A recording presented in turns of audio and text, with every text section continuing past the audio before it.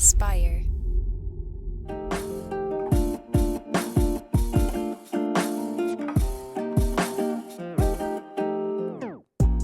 Welcome back to the Kidney Stone Diet Podcast, the show about reducing your kidney stone risk and living your best life. I'm your host and fellow student, Jeff Saris. And I am Jill Harris. Jill and Jeff. Harris and Saris. You're kidney stone preventioners. Happy to be here, Jeff. Yeah, it is funny. When we first did your site, I couldn't help but look at your name in the header and always see mine.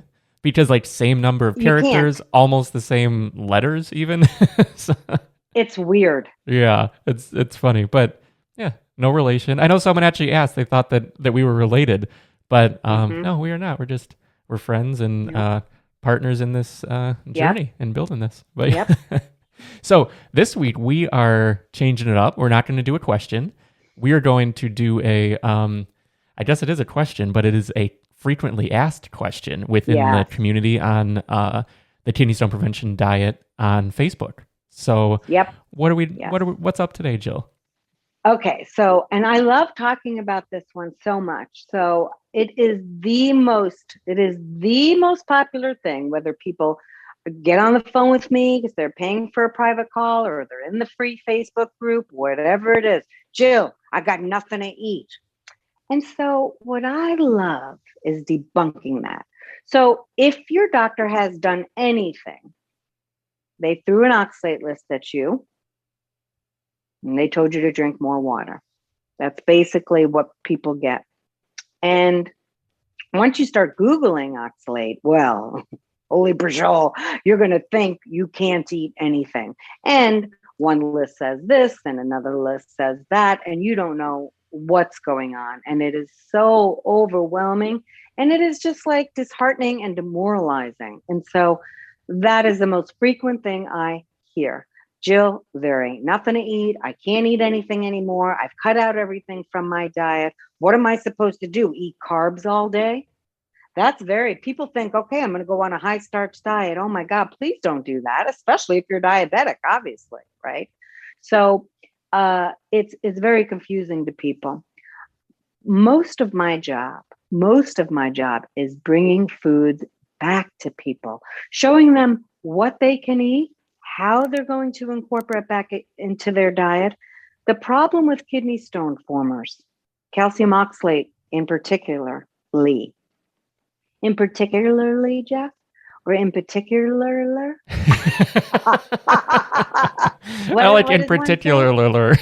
Yeah, I like in particular. That's what we're going to go with. So in particular is I don't even know what I was going to say now. In particular, well, the point is this: we tend to eat the same foods over and over that are really high in oxalate. So, like sweet potatoes, I'll work with bodybuilders. Jill, I got a kidney stone. Well, you're eating 5 friggin' sweet potatoes a day, Henry. What'd you expect? And you ain't getting no calcium, so your oxalate's sky high. And can you eat any more chicken? Because eating chicken, broccoli, and sweet potatoes every day, 5 times a day, I don't even know what people are thinking in the bodybuilding world. God bless them. Anyway, they don't want to think about it. They have to eat a lot, or so they think, to build their muscle. And so that's what they're doing. But anyway, most of my job is bringing food back to people, showing them that within normal portions, people, I'm going to say that one more time, normal portions, you can eat most foods, even if they're on the higher oxalate list. On kidneystonediet.com, our website, we have the safe oxalate list. And if you go through that list, you're going to be like, hey, she has this food, which I know is higher in oxalate, on the safe list. Well, yeah. If you get 100 milligrams a day, which we allow people to get 100 milligrams a day, unless your doctor has told you otherwise, because you have a bariatric surgery or malabsorption issues, you can easily fit most of those foods back into your diet. The point was you were overeating spinach. You were overeating buckwheat groats. People do. And it's hundreds of milligrams. Beet juice, beet salads, beets. So you're choosing the highest oxalate foods because you were heard they were healthy, and then you ate them in any quantity you wanted because more of that would be more health, right? That's what we think. And it makes sense until you make a kidney stone. So look, for some people, they can get away with that. They're not genetically prone to make kidney stones, but some people are. A lot of people are. Millions of patients in the world are. So in general, part of the kidney stone diet, which we don't have in a graph or on a goal, but I will sing it all the time, is we need to eat all foods within a normal portion size. There's a lot of food in the world, people. Spread it out. So when you come to me and say there's nothing to eat, I'm going to push back, and then I'm going to teach you why there is lots to eat. And you can absolutely bring foods back like a sweet potato. Do you have to eat a whole one? Can you split one with your partner? I have a sweet potato right in my basket, but I'm going to eat a fourth of it on my meals, with my meals, not the whole thing, okay? Because that's as big as me. I don't need a whole sweet potato. But because we know it's a healthier product, we tend to overeat it. Along with, people, please pay attention to what I'm saying, along with not getting any calcium into your diet. That is key, because the only way oxalate can leave your body is to join with calcium and leave through the stool. So if you're not eating or drinking things that have calcium in it, you're not going to get rid of the excess oxalate. So you have plenty to eat. Diabetics will say, oh my God, what am I going to do? I can't have this. I can't have that. On diabetes, I can't have this. You can. Just watch the portion size on some of these things. Now, spinach, because it's 600 plus milligrams a cup, you can't have that no more. I know you're sad about it, but you're going to have to get over it, because stents and ureteroscopies are a lot worse than your cup of spinach. So you're just going to have to get over it. I'm an Italian woman who can't eat no garlic. I'm sad. I know. I feel your pain with your spinach, but it is what it is. But maybe 5 things I take away. Go look at that safe oxalate list. See all the food you can eat. Learn how to incorporate those foods into your diet so you do it safely and stay under your 100 milligram of oxalate a day allotment, unless otherwise your doctor told you. Okay?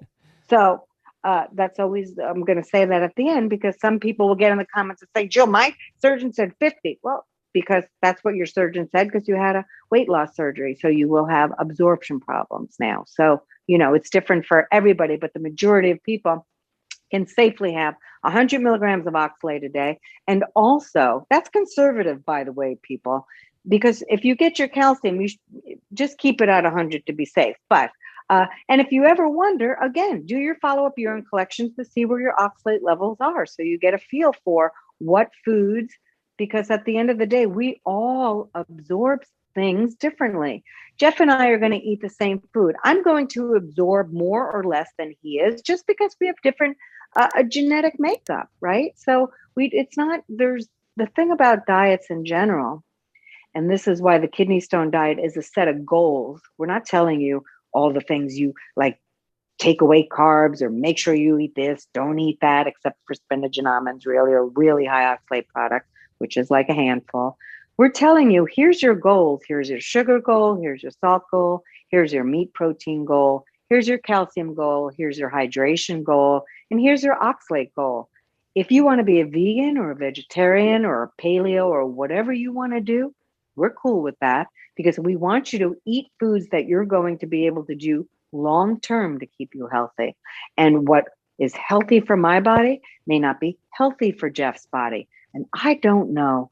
I just don't understand why the diet industry is telling people in general what is the best thing for everyone. I don't get it, because we all have different medical conditions.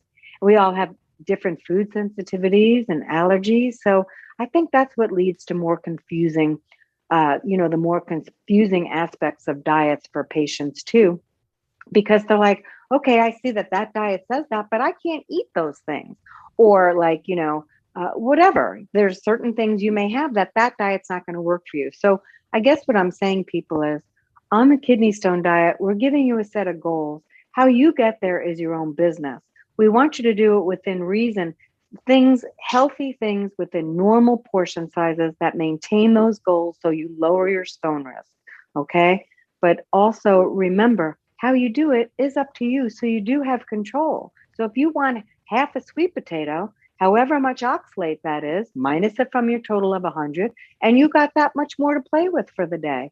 And if you're deciding to eat something that's particularly higher in oxalate, make sure you pair your calcium-based beverage with that, or food like yogurt, or there's non-dairy sources of things, and that will help lower your oxalate levels too. But it's complicated, and that's why, it's complicated, and that's why we offer the premium services we do, so you can get educated. That's why we're doing the YouTube channel. That's why we put on the Facebook group, because it's very complicated, and trying to get this down into bite-sized pieces is hard. It just is, people. And we're supposed to, the diet industry wants us to think that everything's easy breezy, and if you don't get it in a week, there's something wrong with you. Changing your whole diet, you're damn right it's hard. It's going to take time. Listen, and then I'll shut up, Jeff. If I say, I want to start learning paint, I'm going to paint today. Do I think in a month I'm going to be a Rembrandt? I'm not going to be, people. Why do we think we're supposed to change our diet in 10 days and we should know everything? I've dedicated my entire career to studying nutrition.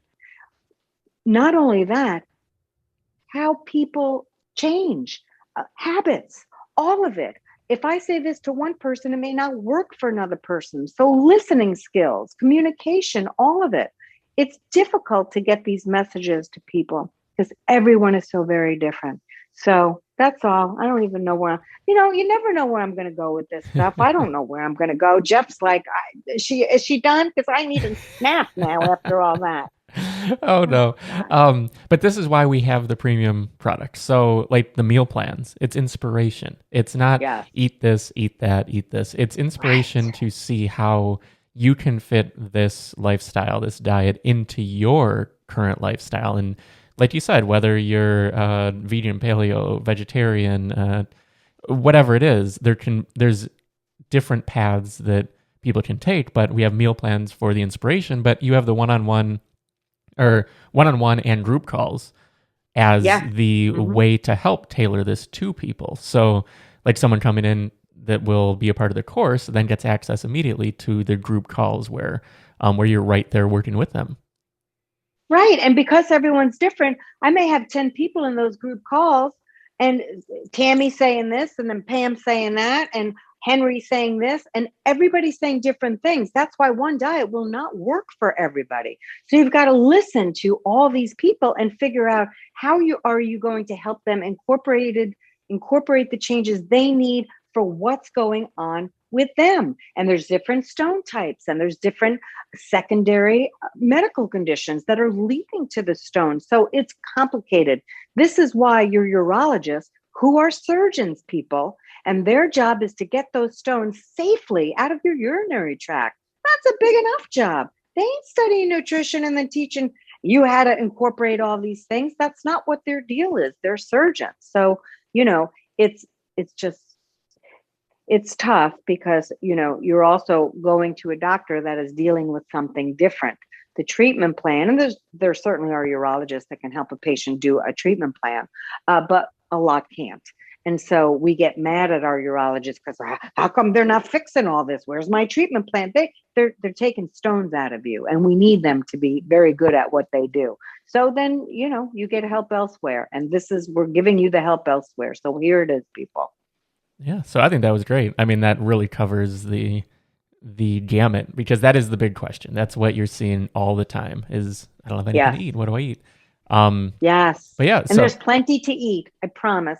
Plenty to eat. There's nothing I take away except the very 75 milligrams of oxalate and over. So there's 5-7 foods. That's it. Otherwise, you can safely incorporate everything, people. You just got to figure out the how for you. Yeah, for sure. And to find the safe oxalate list and find more resources, you can head over to kidneystonediet.com. And if you have a specific question, because we will be taking listener questions again in future episodes, we have a phone number. It's 773-789-8763, and we will feature your question on another episode. So yeah, I think that was good. Good place to wrap. So thanks again, everyone, for listening, and we will see you next time. Bye, guys.